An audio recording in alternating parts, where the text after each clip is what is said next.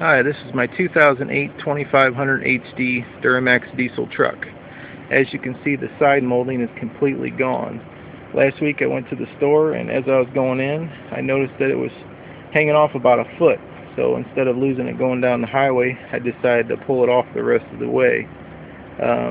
Took it to the dealership, and they basically told me that it's not covered underneath the extended warranty, so if I want it fixed, I'd have to pay for it out of pocket. Next problem I'm having with my truck is right underneath here, in between the catalytic converter and the muffler. There's a flange that joins the two pipes together. Well, that gasket is completely deteriorated, and it's hardly even there anymore. On top, there's still one bolt, but the other two bolts have rusted out and they're both gone, so it's only being held up by one bolt right now. Again, they're not going to cover it because they say it's not a part of the aftermarket warranty. Even though it's their own GM warranty, they still don't want to cover it. So if I want that fixed, I also have to pay for it out of pocket. Another problem I have here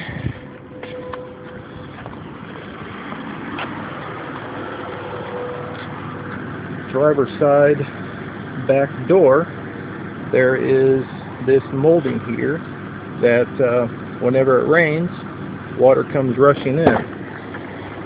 So whenever it leaks, this trim right here inside the door, it fills up with water. And after it's done raining, I'll come out and I will put a screwdriver right here in between the metal part of the door and the plastic door on the inside, and all the water will just come rushing out the bottom here. Again, they say this is not covered, even though it's a window seal, and I haven't even taken the door apart to see how much rust is inside, because this is a 2008, and I actually got it in 2007, and it's been leaking ever since. Again, they won't fix it. Another problem I'm having here, on the inside, you can see it here, right where the max AC button is. You can barely even see what it is anymore. I just know what it is because I'm always pressing it. It's wearing away. Also, where to turn the fan up and down, you can see here, I'll try to get a little closer. You can definitely tell on the bottom to turn the fan down that it's slowly starting to fade away and wear off. The plus and minus to turn the temperature up or down, those are starting to wear also. And again, this is another problem that they're not covering.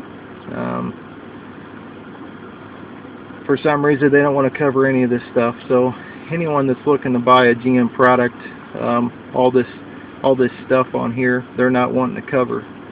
Another problem I've had on my truck is when you're driving down the road, you will actually see a message on this display right here, and it actually says reduced engine power.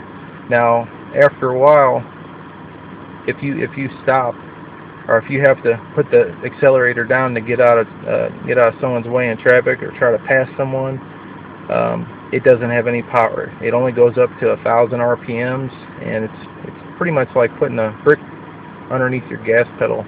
And there's, like I said, there's just no power at all.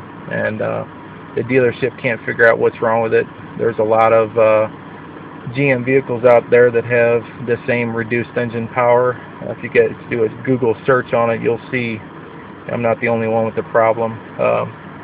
Again, anyone that's in the market for a GM truck, definitely stay away, because their warranties aren't written on the paper. They're not even worth it. You know, that it's just a sales gimmick, and you know, even though I bought it, paid for it, it's already paid for. The warranty is useless.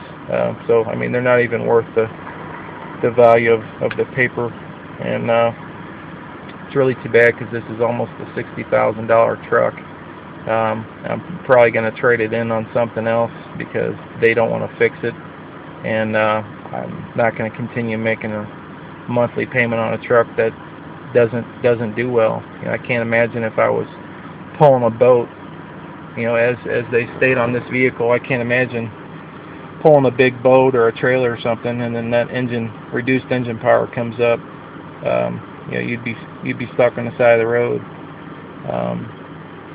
Again, if anyone's looking for a GM product, don't waste your money. They're just kind of give you the runaround, and they're not going to want to fix your vehicle. Please come back and look. I'm going to be putting other videos up about my truck, other problems I've had, and I'm also going to get an email going. I'd love to hear everyone else's problems with their trucks. Like I said, I know there's a lot of people out there that have problems with their trucks, but and get a web page going and spread the word and let people know to stay away from GM products. Thanks a lot for looking. Bye.